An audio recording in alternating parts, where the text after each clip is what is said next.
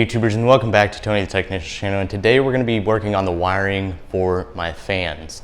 The original fan was a single fan and it was ran off of a toggle even though the relay is still in the car. A lot of these third gens are ran off toggles just because the relays take a crap and nobody replaces them. So mine will still be operated through the relay and through a toggle, so it'll be automatic. I might even hook it up to my EFI unit so it can control it as well, but I'll still be able to manually turn it on as well. But besides that, it's going to be going through the exact same wiring that's already in the car. All we're going to do is adapt that wiring to the wiring on the new dual electric fans that I have. So I'll show you how to do that, some different possible ways that you could do it if you don't want to order the stuff that I'm using. So I really hope you guys enjoy and find this helpful. Thank you guys so much for watching. Let's get into this. So here are my new dual electric fans, the wiring for it. And here is probably the most common way of connecting it is either you're going to solder it or you're going to use butt connectors like this. I'm not using this, but if you do use normal connectors, what you're going to want to do is use heat shrink around them, because these are fairly open to the environment and you don't want anything to get in there on your wires and stuff and corrode it and all of that. So you want to protect the wires. But what I'm going to be using is this product here. They're actually 2-pin connectors, and you got one for the fan side and then one for the wiring harness in the car side. We're going to clip the old connector off inside the car. We're going to install this one, and then we're going to install this to the fans, so if I ever need to take my radiator out or my fans or anything, I can just quickly disconnect them. But when using these, I'm going to be using these new butt connectors, and they are actually heat shrink, waterproof, and solder instead of crimping them. So the blue portion, I believe, is the waterproof part, and then the clear is the heat shrink, and the center is obviously the solder that we're going to use a heat gun and melt all of this and connect the wires. So we're going to use these for the first time and see how they turn out. So I don't necessarily need heat shrink. And then I'm also going to probably install this nylon braided stuff over the wires just to protect them so they're not rubbing on anything or anything like that. But I'm going to start off by clipping these original ends off because it came with these connectors, but it didn't come with the rest of the wiring harness to adapt to a car. So I'm just going to get rid of these, clip these ends off, and we're going to install these. So let's get into it. Okay, I'm just going to start off by simply clipping these ends off. There we go, and then we'll go ahead and strip them.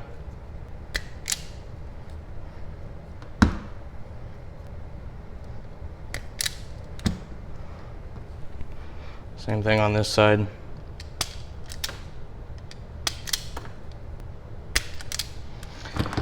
There we go. We've got all the wires stripped. Now what I'm going to do is I'm going to take that nylon braiding and make sure to cut the right length to protect these. But we're going to be installing this female side, actually this would be the male side, to the fans. And basically what I'm going to do is I'm going to tie the positives together and the negatives together into this wiring harness connector. And we're going to do the same thing on the car side, but it's going to be the same process, so I'm just going to show you the fan side. We'll go ahead and clip both of these. There we go. Now that we have that done, I'm going to do the nylon sleeving real quick, and then we'll get to connecting it with the new connectors. Don't mind everything else going on here in the sheathing. Basically what I've done here is I've found the connector that fits these wires the best.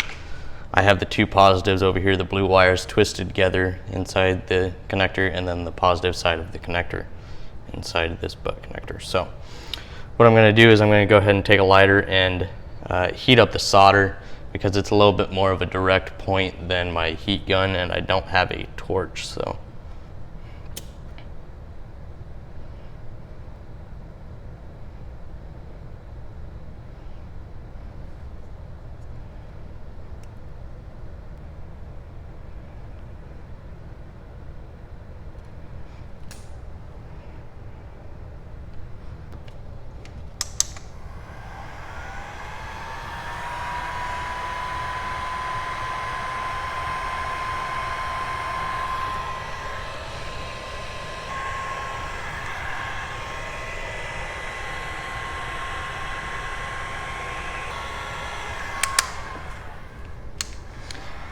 You can actually leave this on 1 if you're using a heat gun. It's always good to cool down your heat gun prior to shutting it off so you don't shorten the life of the heating element. So it's still pretty warm, so we're just gonna let it cool down.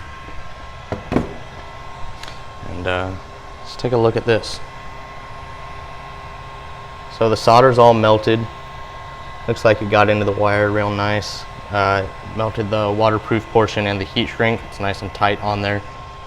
There's a little further away. I'll bring it in closer at the end of the video so you can see.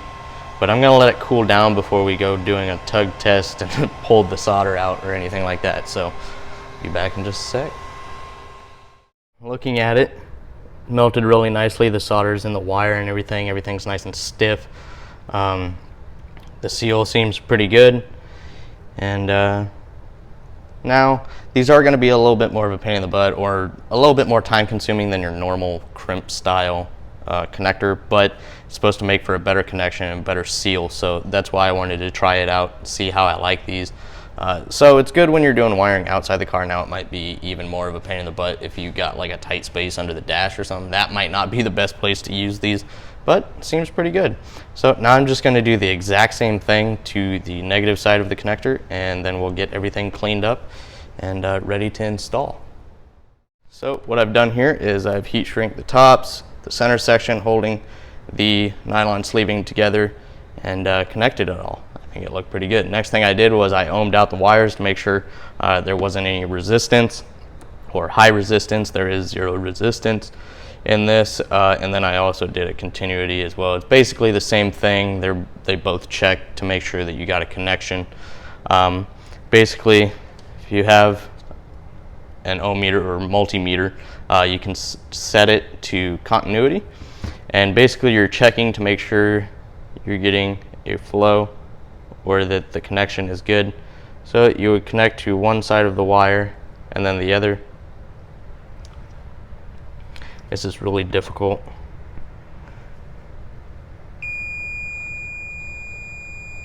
And if you hear the beeping, that means you have a good connection from this side of the wire to the other. And I did that on each wire, the positive and negative on each fan, and at this end of the connector and on this side. So obviously if you're getting a connection on this side, you got one on that side, but you get the point. And now I know everything's good and it's ready to be installed. All I had to do is take this end of the connector and attach it to the original wiring harness. So that's what I'm gonna do now. Okay, YouTubers, so this is the fan wiring that I connected to right here. You're going to have one, might be a little hard to see. This one actually has a red stripe on it. It's dirty, but you can kind of see that red stripe on it. That's going to be the positive, and then the black, negative. It's all connected. Got it all melted down, connected all nicely. Now I already had this sheathing on there, which I'm just going to slide over it. This I'm actually going to run down in front, and it's going to come out in front, and the wiring from the fans are actually going to go right underneath the radiator and plug in right here. So should look nicely, keep the wiring out of sight, except for what's seen on the front of the radiator by the fans, and that should look nicely. So that's it. I'm going to go ahead and get the radiator back in the car and see what it looks like. Don't mind the trans cooler wires, but it is plugged in down there behind, and besides these lines sitting right here, both fan wires go straight down the middle underneath the radiator and plugged in, and then the fan wiring actually goes down through here, so you won't be able to see anything. This will all be gone once I do my battery relocation. So that's it as far as the fan wiring goes. So that is it as far as the wiring goes on the fan install. I got dual electric fans now, ran to the original wiring. Those solder connectors, like I said, a little bit more time consuming, but I did do a little tug test. They are really strong as long as you get that heated up correctly, and then it seals really nice as well. Got everything covered in the nylon wrap, as well as heat shrink where I need it and everything. I think it turned out pretty good. Let me know what you guys think, and thank you guys so much for watching, and I'll see you guys next time.